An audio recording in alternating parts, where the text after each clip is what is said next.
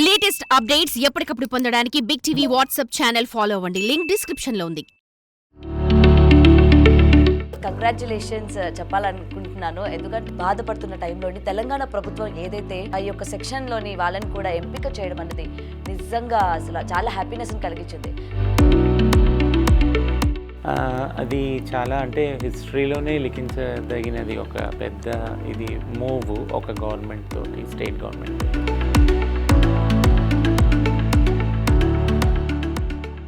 And ఈ news వచ్చిన తర్వాత చాలామంది ఏంటంటే ట్రాన్స్జెండర్స్ జెన్యూనిటీ ఉన్న వాళ్ళు ఎవరైతే ఉంటారో వాళ్ళకి ఈ ఉద్యోగాలు రావాలి. ఎందుకంటే ఫేక్ ట్రాన్స్జెండర్స్ ఎంతమంది ఈరోజు బయట కనిపిస్తున్నారో మనం చూస్తూ ఉన్నాం. యాక్చువల్గా 50 పోస్టులు యాక్చువల్గా పైలట్ ప్రాజెక్ట్లో దానికి సెలెక్షన్స్ అయినాయి. నిన్న ఫిజికల్ టెస్ట్ కూడా అయింది. ట్రాన్స్జెండర్స్లోని పెళ్లి చేసుకొని సంతోషంగా ఉన్న వాళ్ళు ఎంతమంది ఉన్నారమ్మా? మ్యారేజ్ అనే ఇన్స్టిట్యూషన్కి వ్యతిరేకం, ముఖ్యంగా క్యూయర్ విమెన్ ఎవరైతే విమెన్ ఉన్నారో LGBTQIలో వాళ్ళు ఎగెనెస్ట్గా ఉన్నారు. ఎందుకనంటే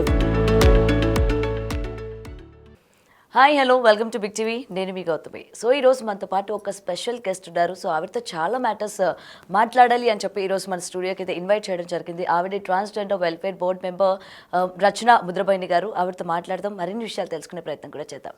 నమస్తే అండి. నమస్తే.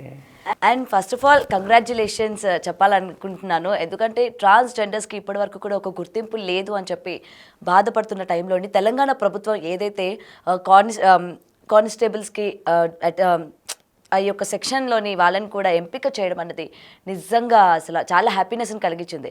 అండ్ ఇప్పుడు దానికి సంబంధించి సెలెక్షన్స్ కూడా జరిగాయని కూడా విన్నాము. సో దీని గురించి ఏం చెప్తారు మీరు? అది చాలా అంటే హిస్టరీలోనే లిఖించదగినది. ఒక పెద్ద ఇది మూవ్ ఒక గవర్నమెంట్ తోటి, స్టేట్ గవర్నమెంట్ తోటి పైలట్ ప్రాజెక్ట్గా చేస్తున్నారు. బట్ అంటే ఇది ఎప్పుడూ అనుకోలేదంటే ఇంత తొందరగా ఇంత మార్పు ఉద్యోగాలకు సంబంధించి మా కమ్యూనిటీకి వస్తుందని అనుకోలేదు. దీని వెనుక చాలా కృషి చేస్తాం. 2014 నుంచి కూడా నాల్సా జడ్జిమెంట్ ఎప్పుడైతే సుప్రీంకోర్టు వచ్చిందో అప్పటి నుంచి పని చేసుకుంటూ వచ్చాము. ఆల్మోస్ట్ 10 ఇయర్స్ తర్వాత like today we can see this like in Telangana. And ఈ న్యూస్ వచ్చిన తర్వాత చాలామంది ఏంటంటే ట్రాన్స్జెండర్స్ జెన్యూనిటీ ఉన్న వాళ్ళు ఎవరైతే ఉంటారో వాళ్ళకి ఈ ఉద్యోగాలు రావాలి. ఎందుకంటే ఫేక్ ట్రాన్స్జెండర్స్ ఎంతమంది ఈరోజు బయట కనిపిస్తున్నారో మనం చూస్తూ ఉన్నాం. రౌడీజం చేయడం కావచ్చు. సో అలాంటి వాళ్ళకి ఈ యొక్క ఉద్యోగం దక్కకూడదు, అర్హులకి దక్కాలి అని చెప్పి చాలా ప్రేయర్స్ అయితే చేశారు. అందులో నేను కూడా వన్ ఆఫ్ ద మెంబర్. ఎందుకంటే నేను స్నేహ గారితో మాట్లాడినప్పుడు చాలా ఆవిడ కూడా అదే కోరుకున్నారు, నేను అదే కోరుకున్నా. సో ఈ సెలెక్షన్స్ అన్నవి ఏ విధంగా జరిపారు? మొత్తం ఎంతమంది ఇప్పటి వరకు సెలెక్ట్ అయ్యారమ్మా? యాక్చువల్గా 50 పోస్టులు యాక్చువల్గా పైలట్ ప్రాజెక్ట్లో దానికి సెలెక్షన్స్ అయినాయి. నిన్న ఫిజికల్ టెస్ట్ కూడా అయింది.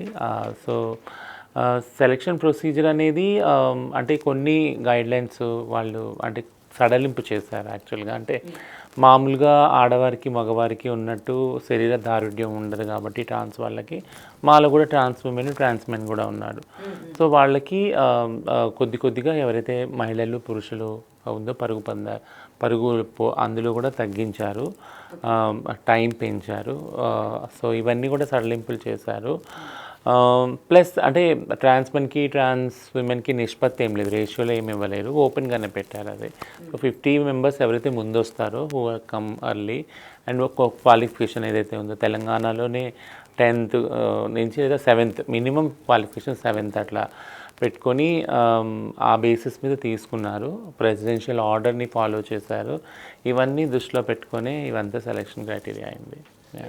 సో నిజంగా ఇది ఒక హ్యాపీ మూమెంట్ అని చెప్పుకోవాలి. ఇక రేపు పొద్దున్న నుంచి మొత్తం ట్రాఫిక్ సిగ్నల్స్ దగ్గర ఏదైతే డబ్బుల కోసం భిక్షాటన చేసుకునే మీరు అదే ట్రాఫిక్ సిగ్నల్స్ దగ్గర ఇవాళ అందరూ కూడా సాల్యూట్ చేసే విధంగా ఆ యొక్క డ్రెస్లోని మీరు కనిపించడం అనేది నిజంగా చాలా హ్యాపీనెస్ని కలిగిస్తుంది. అవును, 2 విధాలుగా ఇది చూస్తున్నాం. ఒకటేమో ప్రైడ్ ఫీలింగ్, అది ఒకటి. అంటే ఎక్కడైతే వాళ్ళు అంటే అదే మీరు అన్నట్టు భిక్షాటన ఏదైతే చేశారో అక్కడ పోలీస్ డ్రెస్ వేసుకొని వాళ్ళు ఉంటారు, ట్రాఫిక్ వాలంటీర్స్ ఒకటి.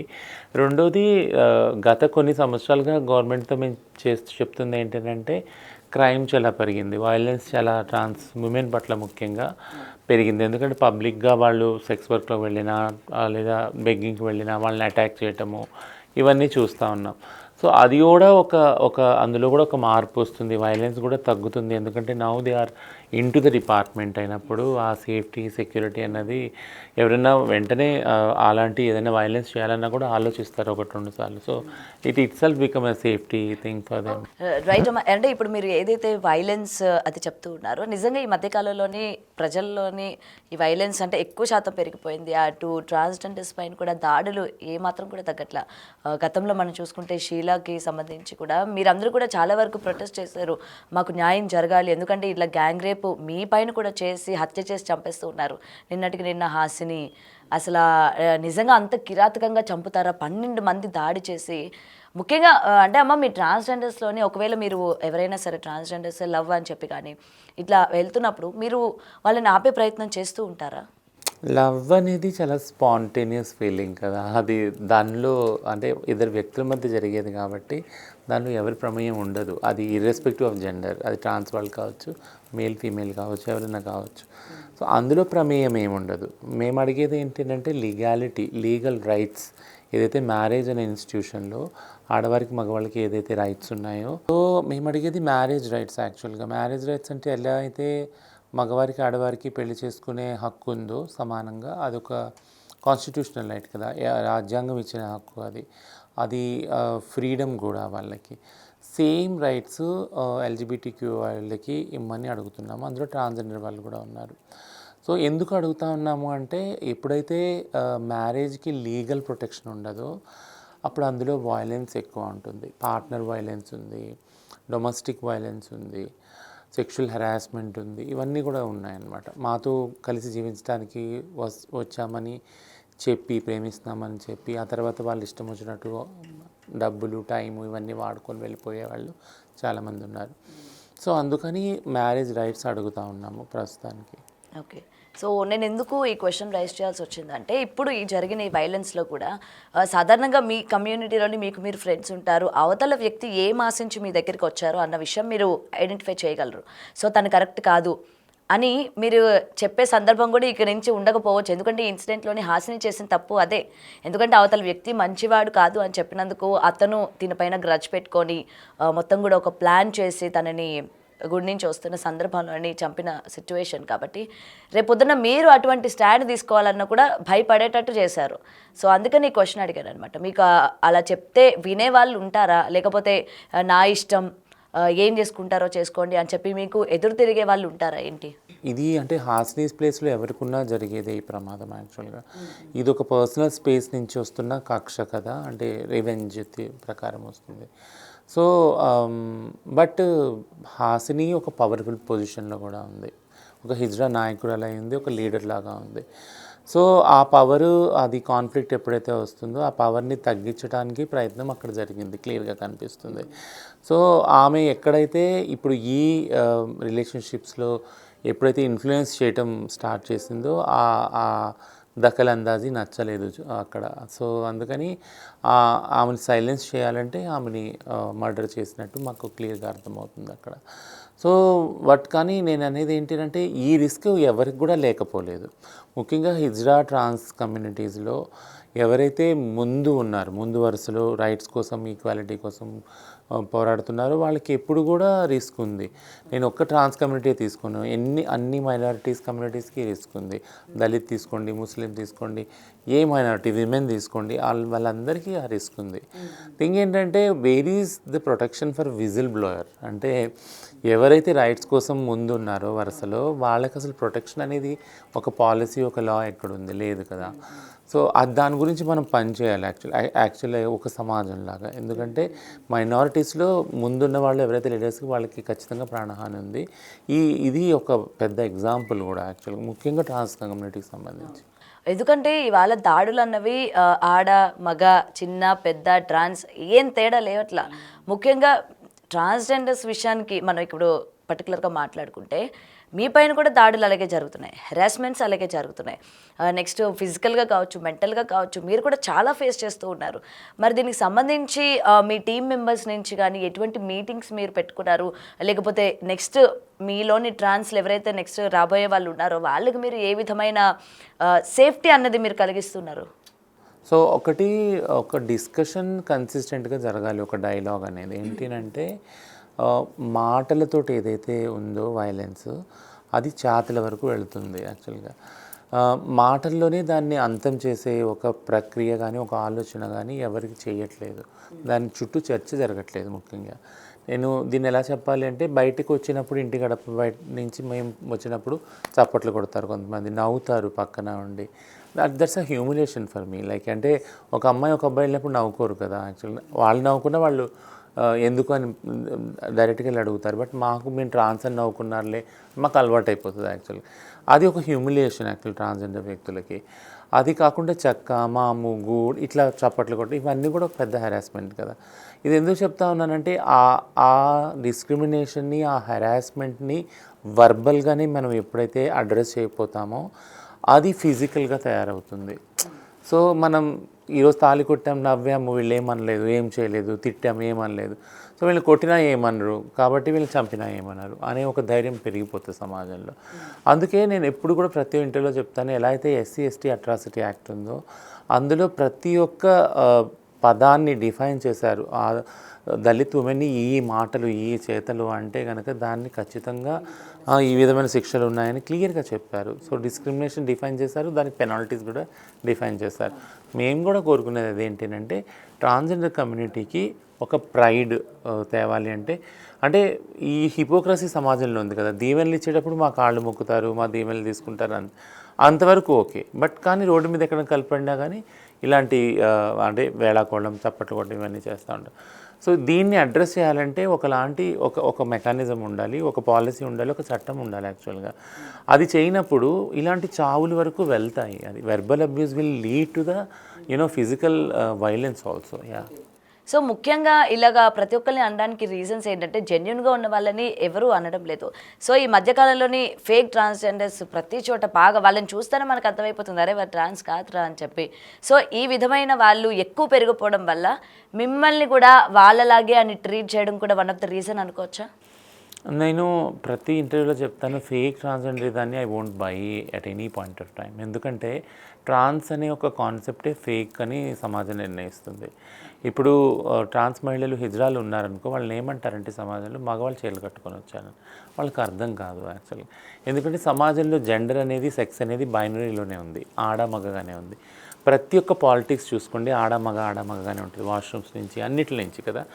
ఇది మనకు నేర్పిస్తాం మనం చిన్నప్పుడే, మన పిల్లలప్పుడే నేర్పిస్తాం ఆడమగనే ఉన్నారు అని.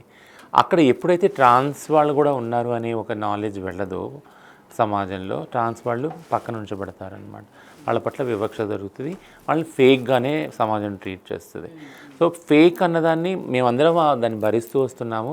ఆ ఫేక్ అనేది లేదు. ఫేక్ ఇప్పుడు కొంతమంది, మీరు అన్న ఎగ్జాంపులే తీసుకుంటాం, కొంతమంది మగవాళ్ళు చీరలు కట్టుకున్నాడు, వాళ్ళు మగవాళ్ళే, వాళ్ళు ట్రాన్స్ కాదు యాక్చువల్గా. మగవాళ్ళే చీరలు కట్టుకుని అడుగుతున్నారు. ఆ అడుక్కోవడం అయిపోయినాక వాళ్ళు ఇంటికి వెళ్తారు, వాళ్ళ భార్యలు, పిల్లలు హ్యాపీగా ఉంటారు, ఫ్యామిలీ అంతేనా. అలానే గవర్నమెంట్ ఇచ్చిన వెల్ఫేర్ స్కీమ్స్ అన్ని తీసుకుంటారు, ఆడ మగ వరుసలో నుంచొని మళ్ళీ. బట్ మేమనేది ట్రాన్స్ వాళ్ళు అలా కాదు. ట్రాన్స్ వాళ్ళు ఒక సెక్స్లో పుట్టి ఇంకో సెక్స్లో ట్రాన్సిషన్ అవుతారు, సర్జరీస్ చేసుకుంటారు, ఇవన్నీ ఉంటుంది కదా. సో ఆ ఐడెంటిటీ వాళ్ళతో వాళ్ళు ఉంటారు, జీవిస్తారు, జీవితాంతం ఉంటారు. సో అందులో ఒక అథెంటిసిటీ ఉంది. అంటే నేను నా మనసులో ఎట్లా అనుకుంటున్నాను, నేను అట్లా బయట కూడా జీవిస్తున్నాను. నేను ఇర్రెస్పెక్ట్ ఆఫ్ ఏ సెక్స్లో నేను పుట్టినా కానీ. ఈ నాలెడ్జ్ అనేది ఆ సమాజంలో సెన్సిటైజేషన్, ఓరియంటేషన్ లేదు. ఎందుకంటే స్కూల్ స్థాయి నుంచి కూడా, ఎడ్యుకేషన్ స్థాయి నుంచి కూడా ఇది ఎవరికీ తెలియదు. సో ఇదంతా బైనరీ ఎప్పుడైతే ఉందో, ఈ బైనరీలో ఉన్నంత వరకు సమాజము ట్రాన్స్ వాళ్ళకి ఈ చేత్కారాలు, ఈ వివక్ష జరుగుతూనే ఉంటాయి.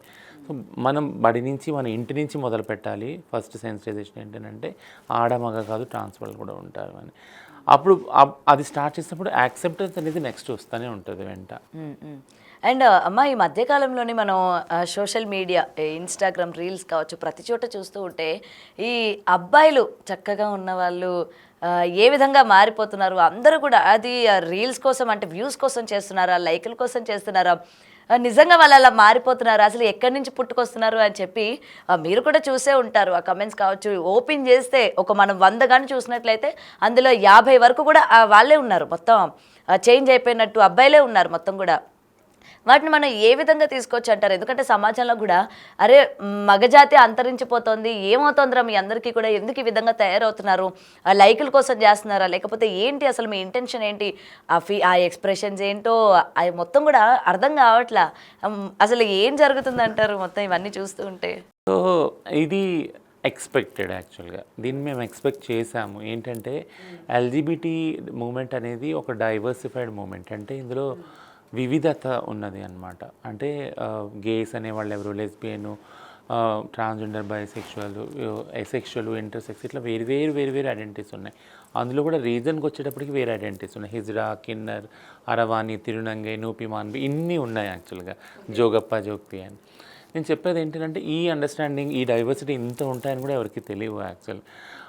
మేము పోరాటం చేసేటప్పుడు ఎల్జిబిటిక్యూ రైట్స్లో ఫస్ట్ మేము 377 సెక్షన్ ఏదైతే ఉందో దాన్ని డీక్రిమినలైజ్ చేయమని అడిగాము. అది డీక్రిమినలైజ్ అయింది 2018లో, సుప్రీంకోర్టు డీక్రిమినలైజ్ చేసింది. అప్పుడు ఒకలాంటి స్వతంత్రం ఎల్జిబిటీ కమ్యూనిటీస్కి వచ్చింది. బట్ ఈ స్వతంత్రము ఎల్జిబిటీ కమ్యూనిటీస్కే కాదు, వేరే సమాజంలో ఉన్న వేరే వాళ్ళకు కూడా ఇప్పుడు దీన్ని ఎలా అటాక్ చేయాలనే ఒక దారి కూడా చూపించింది అది.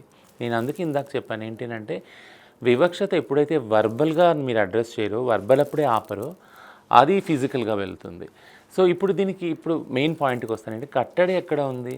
ఇప్పుడు మీరు చెప్తున్నారు కదా, ఒక గేలాగా ఇమిటేట్ చేసినా, ఒక ట్రాన్స్ లాగా ఇమిటేట్ చేసినా దిస్ ఈజ్ ఇల్లీగల్ అని చెప్పేది ఎక్కడ ఉంది. అంటే ప్రతిదానికి శిక్ష ఏమని నేను చెప్పను, అట్లీస్ట్ ఆ చెక్స్ అండ్ బ్యాలెన్సెస్ ఎక్కడున్నాయి. నేను ఒకటే చెప్తాను, ఫ్రీడమ్ అవును 377 పోరాడి మేము ఫ్రీడమ్ తెచ్చుకున్నాం సుప్రీంకోర్టు ద్వారా. బట్ ఫ్రీడమ్ అనేది ఎలా ఉండాలి సమాజంలో? ఎవరో అడిగారు ఫ్రీడమ్ అంటే దీనికి limit, sky is the limit. ఫ్రీడమ్కి లిమిట్ లేదు. లిమిట్ ఉంటే అప్పుడు ఫ్రీడమ్ ఎలా అవుతుంది కదా? Sky is the limit. కానీ నీ ఫ్రీడమ్ ఎక్కడ ఎండ్ అవుతుంది? నువ్వు ఎప్పుడైతే వేరే వాళ్ళ ఫ్రీడమ్ని కాంకర్ చేస్తావో అక్కడ నీ ఫ్రీడమ్ ఎండ్ అయిపోతుంది. You should not invade others freedom actually. అప్పుడు వాళ్ళ ఫ్రీడమ్ని హరిస్తున్నప్పుడు నీ ఫ్రీడమ్ కూడా ఎండ్, అది అందరికీ వర్తిస్తుంది, ఇంక్లూడింగ్ ఎల్జిబిటీ వాళ్ళు కూడా. ఇప్పుడు 2 ఎగ్జాంపుల్ చెప్తే మీకు క్లియర్గా అర్థమవుతుంది. మా వాళ్ళకి ఒకటి సెన్సిటైజ్ చేస్తాం ఏంటంటే, ఇప్పుడు న్యూ సెన్స్ ఉంది కదా, దుకాణాల ముందుకెళ్ళి చీరలు ఎత్తడం, ఎప్పేయడం. మీకు ఈ ఫ్రీడమ్ మేము కొట్లాడి ట్రాన్స్ రైట్స్ ఇవన్నీ ముందు తీసుకొని వెళ్తున్నాం, ఇదంతా ఇంక్లూజన్ తెస్తున్నాం. బట్ ఈ ఫ్రీడమ్ ఇలా వెళ్ళకూడదు. మీరు వెళ్ళి బట్టలు ఇప్పి చూపించుకునేంత, అంటే మీరు మజ్బూర్ అవుతున్నారు, గవర్నమెంట్ ఉద్యోగాలు ఇవ్వట్లేదు ఇవన్నీ, కాబట్టి అది అర్థమవుతుంది. బట్ మీ జెండర్ని ప్రూవ్ చేసుకోవడానికి మీరు నగ్నంగా అవ్వాల్సిన అవసరం లేదు. అప్పుడు మీరు ఇంకొకరి ఫ్రీడమ్ని ఇన్వైట్ చేస్తారు, అంటే ఇంటరప్ట్ చేస్తారు, డిస్టర్బ్ చేస్తారు. ఫ్రీడమ్ అనేది ఉండాలి, బట్ వేరే వాళ్ళ ఫ్రీడమ్ని హరించకూడదు. అక్కడ ఆడవాళ్ళలాగా మీరు కనపడుతున్నారు చీరలు కట్టుకొని, మీరు ఎప్పుడైతే వివస్త్ర అయిపోతారో ఆడవాళ్ళ మీద ఇంపాక్ట్ కలుగుతుంది అది కదా. సో ఇండైరెక్ట్గా ఈ జ్ఞానం అనేది, పొలిటికల్ నాలెడ్జ్ అనేది మేము చేస్తూ ఉన్నాం, ఓరియంటేషన్ చేస్తూ ఉన్నాం. అదేవిధంగా గవర్నమెంట్తో పనిచేస్తున్నామంటే మీరు వెంటనే మా వాళ్ళకి ఉద్యోగాలు, ఎడ్యుకేషన్ ఇవన్నీ కల్పించండి. ఈ భిక్షాటన, సెక్స్ వర్క్ నుంచి వెళ్తారు వాళ్ళు, ఈ దారి నుంచి వెళ్ళి వేరే దారిలోకి వెళ్తారు. ఇంకేంటంటే బట్ వీళ్ళకి చెప్పగలుగుతున్నాం, గవర్నమెంట్కి చెప్పగలుగుతున్నాం. సమాజాన్ని ఓరియంట్ చేసేది ఎవరు? There is no mass sensitisation programme at all. To be frank, కేరళలో ఫస్ట్ ట్రాన్స్జెండర్ రైట్ గురించి సెన్సిటైజేషన్ చేద్దాం కూడా కోలీవుడ్ అంతా నిలబడ్డారు ట్రాన్స్జెండర్ కమ్యూనిటీ తోటి. వాళ్ళకున్న చిన్న బడ్జెట్లోనే ఇయర్లీ ఒక ఈవెంట్ ప్లాన్ చేశారు. ఏంటంటే యాక్టర్స్ అందరూ కూడా ఒక 1 డే ఈవెంట్లో దే విల్ వాక్ అనమాట, ర్యాంప్ మీద వాక్ చేస్తారు అలాంగ్ విత్ ట్రాన్స్జెండర్స్ అన్నమాట. That itself is a mass sensitisation కదా. అంటే ఆ వివక్షతని, అన్టచబిలిటీని, దీని అన్నింటినీ అడ్రస్ చేస్తారు. ఇంకేంటంటే we need to be more cautious. సమాజంలో ఇట్లాంటి వివక్షత వస్తుంది అన్నప్పుడు సెన్సిటైజ్ చేయవలసిన బాధ్యత గవర్నమెంట్కి ఉంది, కమ్యూనిటీకి కూడా ఉంది. బట్ సమాజం కూడా అర్థం చేసుకోవాల్సిన ఒకటి ఏంటంటే, మనము ఇలాంటి వివక్షత చేస్తే this will hurt and the hurt will lead to, మనం ఈరోజు ఒక అబ్బాయి ఒక అమ్మాయిలా చీర కట్టుకొని ఏదో సమ్ రీల్ చేసి వదిలిపోతాడు. బట్ ఆ ఇంపాక్ట్ ట్రాన్స్ వాళ్ళ మీద చాలా పడుతుంది. దట్ విల్ లీడ్ 2 విధాలకు పనిచేస్తుంది. ఏంటంటే ఎవరైతే ఇంకా రాలేదు ట్రాన్స్ అని బయటకి, వాళ్ళకి ఇంకా క్లోజెట్లోకి వెళ్ళిపోయేలా చేస్తుంది. అమ్మో ఇలా బయటకు వస్తే ఇలా చేస్తారు, నన్ను ఇలా గేలి చేస్తారు, వెళ్ళకోవడం చేస్తారు అనేది వాళ్ళు ఎప్పటికీ జీవితంలో బయటికి రాలేదు. వాళ్ళు ట్రాన్స్లాగా జీవించలేరు ఎప్పుడు కూడా. అప్పుడు చాలా కుమిలిపోతారు, హ్యూమిలియేషన్కి ఫీల్ అవుతారు. ఇదొకటి అవుతుంది. రెండోది ఏంటంటే, మీరు అట్లా నవ్వు ఎగతాళి చేసినప్పుడు అది అలవాటు అయిపోతుంది, ఒక కల్చర్ అయిపోతుంది, ఒక సంస్కృతిలాగా బయటికి వెళ్ళి వీళ్ళనే కదా, వీళ్ళ మీద రీల్ చేయొచ్చు, తిట్టచ్చు, ఏమన్నా చేయొచ్చు అని. అది ఎప్పుడైతే కల్చర్ అవుతుందో, verbal culture will lead to physical violence. Right. అయితే ఒక క్వశ్చన్ అడగాలనుకుంటున్నా, ట్రాన్స్జెండర్స్లోని పెళ్లి చేసుకొని సంతోషంగా ఉన్న వాళ్ళు ఎంతమంది ఉన్నారు? ఉన్నారు, చాలామంది ఉన్నారు. అంటే లా లేనంత ప్రకారము పెళ్లి చేసుకోరని లేదు, చేసుకొని సుఖంగా లేరని లేదు. సో మంచి ప్రశ్న. ఎందుకంటే చాలా రోజులు నేను అంటే ఎల్జిబిటీ మూవ్మెంట్ అంతా కూడా మ్యారేజ్ అనే ఇన్స్టిట్యూషన్కి వ్యతిరేకం. ముఖ్యంగా క్యూయర్ విమెన్, ఎవరైతే విమెన్ ఉన్నారో ఎల్జిబిటీ క్యూఏలో వాళ్ళు ఎగెనిస్ట్గా ఉన్నారు. ఎందుకనంటే విమెనే ఈ ఇన్స్టిట్యూషన్లో చాలా బాధలు పడుతూ ఉన్నారు. పెళ్ళి అనేది అంటే ఇప్పుడు ఎవరో తెలియని ఒక మగ వ్యక్తిని తల్లిదండ్రులు తీసుకొస్తారు, పెళ్లి చేసుకోవాలి, తనతోటి ఏమన్నా కానీ తనతోటి లైఫ్ అంతా చేయాలి. ఆ మగాడికి చాలా చాయిస్ ఉంటుంది, బట్ ఆడవాళ్ళకి ఏ చాయిస్ ఉండదు కదా. సో ఇదొక ఇన్స్టిట్యూషన్లో చాలా బాధ ఉంది, చాలా వైలెన్స్ ఉంది. కొట్టినా తిట్టినా ఎమోషనల్గా ఏం చేసినా కానీ అక్కడ ఉమెన్ ఉండాల్సి వస్తుంది. దీన్ని క్యూయర్ విమెన్ ముందే అన్నారు, లేదు అసలు ఆ మ్యారేజ్ ఇన్స్టిట్యూషన్ మాకు వద్దు అని. అలా అని ఎల్జిబిటీ దానిలో మ్యారేజ్ ఒక డిమాండ్ అయ్యి లేదంటే ఉంది, ఖచ్చితంగా ఉంది. బట్ ఇప్పుడు నేను మెయిన్ ఆడ మగ మధ్య ఉన్న మ్యారేజ్ రిలేషన్షిప్కి ఎల్జిబిటీలో ఉన్న మ్యారేజ్ రిలేషన్షిప్ మధ్య డిఫరెన్స్ చెప్తాను. ఏంటంటే ఇక్కడ తల్లిదండ్రులు ఒక ఫ్యామిలీ, ఒక బ్యాక్గ్రౌండు, ఒక కాస్ట్, రిలీజన్ ఇవన్నీ పెద్ద రోల్ ప్లే చేస్తాయి కదా. వాళ్ళు చూసి తెలియని వాళ్ళు ఎవరో తీసుకొచ్చి పెళ్లి చేసేస్తారు, అయిపోతుంది. ఇక్కడ అలా జరగదు ఎల్జిబిటీ దానిలో. ఒకళ్ళనొకళ్ళు ఫస్ట్ చూసుకుంటారు, అండర్స్టాండ్ చేసుకుంటారు. ఆ లవ్, ఎఫెక్షన్, ఇమోషన్స్ అనేవి ఒకళ్ళిద్దరి మధ్య జనరేట్ అవుతుంది. కొంత టైం పడుతుంది. అది యాక్చువల్గా తెలుసుకున్నాకనే దే విల్ లివ్ ఇన్ రిలేషన్లో ఉంటారు, లేదా పెళ్లి చేసుకోవాలని నీడ్ ఉంటే చేసుకుంటారు. సో థింగ్ ఏంటంటే మార్పు ఎక్కడ గమనించాలి అని అంటే లివింగ్ రిలేషన్లో ఉన్నవాళ్ళు చాలామంది ఉన్నారు ఎల్జిబిటీ కమ్యూనిటీలో when you compare to women and men. పెళ్లి చేసుకున్న వాళ్ళు తక్కువ ఉన్నారు. అంటే పెళ్లి చేసుకున్న వాళ్ళు కూడా సమాజంలో మాకు లేవు రైట్స్ అంటే మాకు ఎందుకు ఇవ్వలేదు అని ఎదిరించి వెళ్ళి పెళ్లి చేసుకున్నారు యాక్చువల్గా. అంటే we will show that we can also get married and we can also in like ఎలా అయితే మగవాళ్ళు ఆడవాళ్ళు కలిసి జీవిస్తున్నారు ఇన్ని సంవత్సరాలు, అలా మేము కూడా చూపిస్తామని చేసుకొని జీవించిన వాళ్ళు, చూపించిన వాళ్ళు చాలామంది ఉన్నారు. సో బట్ కానీ ఈ ఏదైతే మీడియా ఇదంతా సోషల్ మీడియా ఉందో అందులో బయటికి రాకుండా చాలామంది ఉన్నారు. ఎందుకంటే that will impact there life కదా. కొంతమంది పెళ్లి చేసుకున్నారు, పిల్లల్ని అడాప్ట్ చేసుకున్నారు, చట్టాలు లేనప్పుడు ఏదో ఒక టైంలో ఎవరో ఒకరు అటాక్ చేయొచ్చు వాళ్ళ మీద. అందుకని చాలా సీక్రెట్గా చాలా తక్కువ సోషల్ లైమ్లైట్లో ఉంచుకొని వాళ్ళ పర్సనల్ లైఫ్ని వాళ్ళు ఉన్నారనమాట. నేను ఎందుకు ఈ క్వశ్చన్ అడగాల్సి వచ్చిందంటే మీ ట్రాన్స్లోనే అంకిత రాజ్ వాళ్ళు పెళ్లి చేసుకున్నప్పుడు చాలామంది హ్యాపీగా ఫీల్ అయ్యారు. ఎందుకంటే ఓకే, ఒక పర్సన్ తను ఫ్యామిలీని ఒప్పించి బయటకు వచ్చారు, పెళ్లి చేసుకున్నారు, చాలా హ్యాపీగా ఉన్నారు. వాళ్ళ రీల్స్ కావచ్చు, వాళ్ళు హ్యాపీ మూమెంట్స్ చూసిన వాళ్ళందరూ కూడా ఓకే రా ట్రాన్స్జెండర్స్ని కూడా పెళ్లి చేసుకునే వాళ్ళు ఉన్నారు, హ్యాపీగా లైఫ్ లీడ్ చేసే వాళ్ళు ఉన్నారు అని చెప్పి చాలా వరకు హ్యాపీగా ఫీల్ అయ్యారు.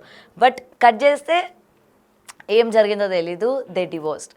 అయితే దీని వెనక నేను ఇంకొకటి కూడా విన్నానమ్మా. యాక్చువల్లీ వీళ్ళిద్దరు కూడా అంటే రీసెంట్గా నేను విన్నా, వీళ్ళిద్దరు కలిసే ఉన్నారు, కావాలని యాక్టింగ్ చేస్తూ ఉన్నారు, జనాలందరినీ కూడా మభ్య పెట్టడానికి, ఫ్యాన్స్ అంటే ఫాలోవర్స్ని పెంచుకోవడానికి వీళ్ళిద్దరు కూడా డివోర్స్ అయినట్టు యాక్ట్ చేస్తూ ఉన్నారు అని చెప్పి కూడా ఈ విధమైన కమెంట్స్ నేను విన్నాను. ఏం చెప్తాను? యాక్చువల్గా నేను అంకితా రాజ్ వాళ్ళ అంటే ఏదైతే వాళ్ళ లైఫ్ ఉందో, వాళ్ళ మ్యారేజ్ బ్రేకప్ కాదు సపరేట్గా జీవించడానికి తీసుకున్న నిర్ణయాన్ని, దీని గురించి ఎపిసోడ్స్ చాలా ఒక 2-3-4 చేశాను. హ్యూజ్ రెస్పాన్స్ వచ్చింది. బట్ చాలామంది నన్ను వద్దు అన్నారు యాక్చువల్గా చేసేటప్పుడు. అంటే వాళ్ళది ప్రైవేట్ లైఫ్ అండి అని ఒకటే చెప్పాను. ఎక్స్ప్లెనేషన్ ఏంటంటే వాళ్ళ ఇద్దరి మధ్య ఉన్న రిలేషన్షిప్ ప్రైవేటే, but it's not private, it is public. అంతా అక్కడ యూట్యూబ్లో ఉంది, ఓపెన్గా ఉంది. వాళ్ళు పెళ్లి చేసుకుంది, ఇల్లు కట్టుకుంది, ఇదంతా కూడా ఓపెన్గా ఉంది. సో ఒక ప్రైవేట్ లైఫ్ ఇద్దరి మధ్య కమ్యూనిటీకి సంబంధించిన వాళ్ళు అయినప్పుడు, అది పబ్లిక్ అయినప్పుడు that will show a greater impact on the society. సమాజం మీద ఒక లార్జర్ ఇంపాక్ట్ పడుతుంది. ఇప్పుడు మీరే అన్నారు కదా, ఎంత బాగా ఉన్నారు, ఇల్లు తీసుకున్నారు, మళ్ళీ తర్వాత విడిపోయారు, ఇవన్నీ. So it is showing an impact on people కదా. సో చాలామంది, కొన్ని వేల మంది, లక్షల మంది మీద అది ఇంపాక్ట్ చూపిస్తుంది. అట్లాంటప్పుడు అది చెడు చూపించవచ్చు, మంచి చూపించవచ్చు, ఒకలాంటి కన్ఫ్యూజన్ కూడా క్రియేట్ చేయొచ్చు మీరు ఇప్పుడు అన్నట్టు. So as a community person, transgender community represent చేస్తూ నేను రెస్పాన్సిబుల్గా ఫీల్ అయ్యాను. ఏంటంటే లేదు, ఇది రైట్ టైము. యాక్చువల్గా పెళ్ళిళ్ళు అవుతే ఎలా అవుతాయి, ఎలా కలిసి ఉంటారు, అసలు రైట్స్ ఉన్నాయా, లీగాలిటీ ఉందా, ఇవన్నిటిని చెప్పవలసిన టైం ఇది, ఎగ్జాక్ట్ టైము. అంకితా రాజ్ అనేది ఒక ఎంట్రీ పాయింట్, ఒక థ్రెషోల్డ్ మాత్రమే. But thing is this is an avenue to discuss all these points అనమాట. ఎల్జిబిటీ కమ్యూనిటీలో, ముఖ్యంగా ట్రాన్స్ కమ్యూనిటీలో అసలు ఎలా ఉంది, లివింగ్ రిలేషన్షిప్లో ఎలా ఉంది, మ్యారేజ్ అనే ఇన్స్టిట్యూషన్ ఎలా ఉందన్న దానికి ఇది ఒక స్కోప్గా తీసుకొని నేను కొన్ని ఎపిసోడ్స్ చేశాను. వాళ్ళిద్దరూ కలిసి జీవించడం ఎలా పబ్లిక్ అయిందో, సోషల్ మీడియాలో ఉందో, విడివిడిగా జీవించడం అనేది కూడా వాళ్ళు తీసుకున్న నిర్ణయం పబ్లిక్లో ఉంది.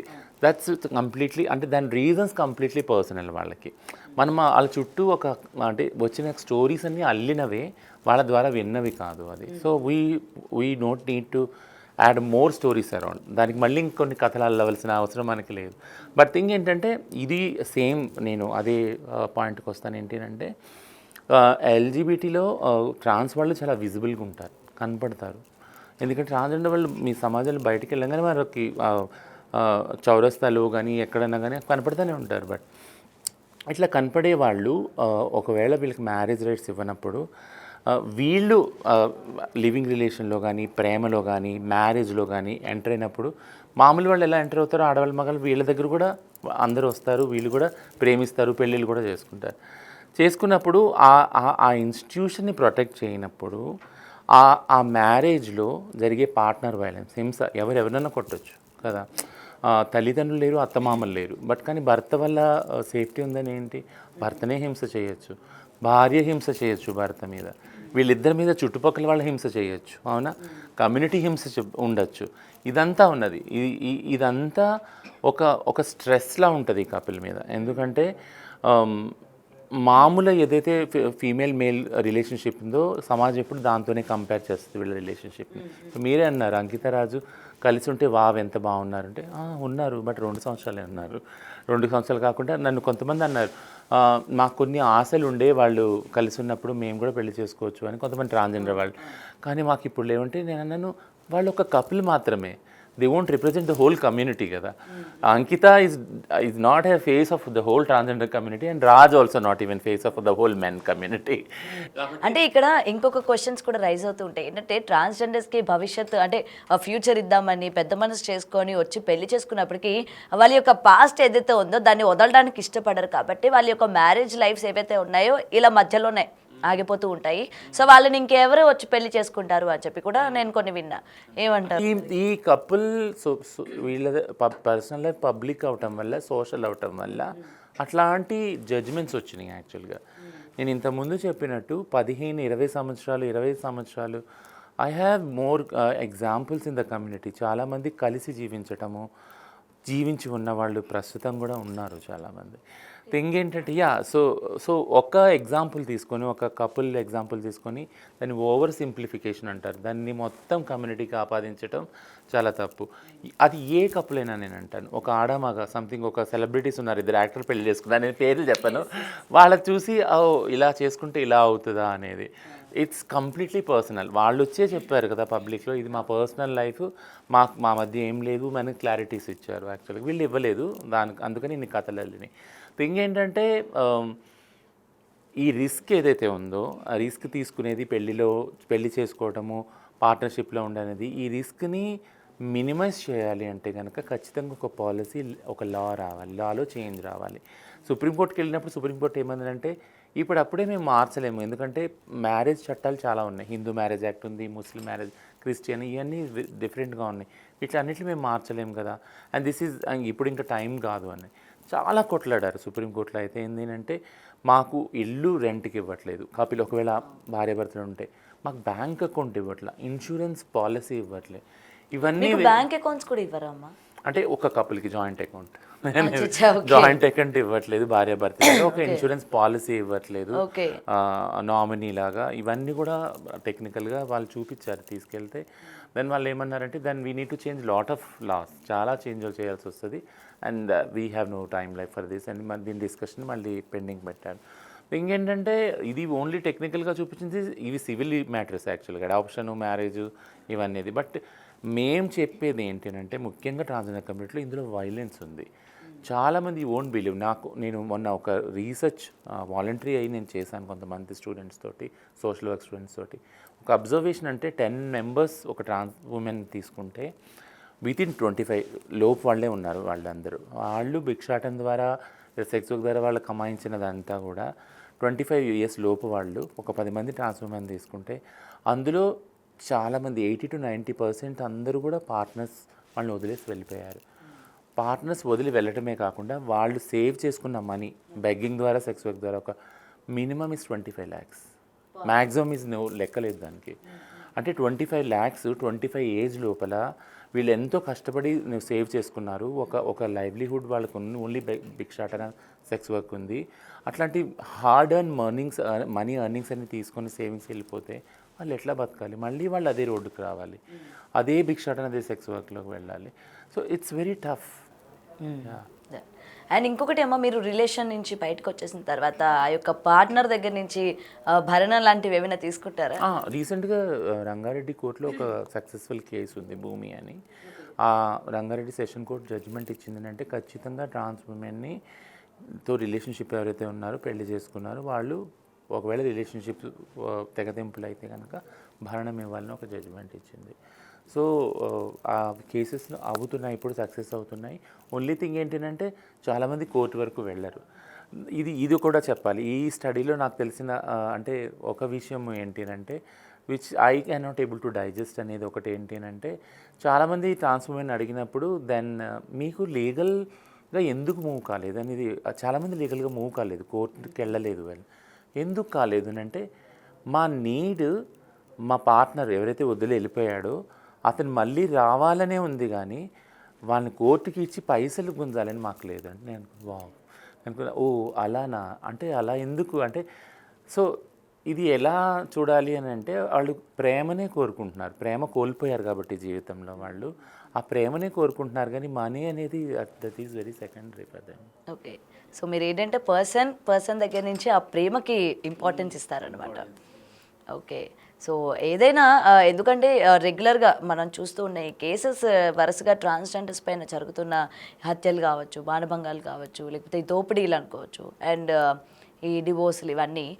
అందుకని మిమ్మల్ని పిలిపించడానికి కూడా మెయిన్ రీజన్ అదే. అసలు వీటన్నిటికీ కూడా ఫుల్ స్టాప్ ఏమైనా ఉందా? దీనికి సంబంధించి మీ కమ్యూనిటీలోని మీరు ఎటువంటి ఛార్జ్ తీసుకోబోతున్నారు? ఎందుకంటే మీరు ఒక హెడ్ లాగా ఉన్నారు, ఒక యాక్టివిస్ట్ లాగా ఉన్నారు కాబట్టి వాట్స్ యువర్ మోటివ్? మీరు ఎటువంటి స్టాండ్ తీసుకోబోతున్నారు? నెక్స్ట్ మరొక ట్రాన్స్జెండర్ దోపిడీకి గురి కాకుండా, హత్యకి గురి కాకుండా, ఇట్లా డివోర్స్ అంటే రిలేషన్లోకి వెళ్ళి ఇలా బాధపడకుండా ఉండడానికి మీరు తీసుకుంటున్న చర్యలు ఏంటి అన్న తెలుసుకోవడానికే ఇవాళ మిమ్మల్ని అయితే ఇన్వైట్ చేయడం జరిగింది. So anyway thank you so much ma'am, thanks for coming. And నిజంగానే మళ్ళీ ఇలాంటివి మీ దాంట్లో జరగకూడదని అయితే కోరుకుంటున్నాం. అండ్ ఏదైతే నెక్స్ట్ మీ వాళ్ళని మేము ఇక్కడ ట్రాఫిక్ సిగ్నల్స్ దగ్గర ఇంకా మేము సెల్యూట్ కొట్టే టైం కూడా వచ్చింది. సో మీరు కూడా చాలా బాగా ప్రజలకి మీ యొక్క సాయాన్ని అందజేయాలని కూడా కోరుకుంటున్నాం. Thank you. For more videos like this, subscribe Big TV channel.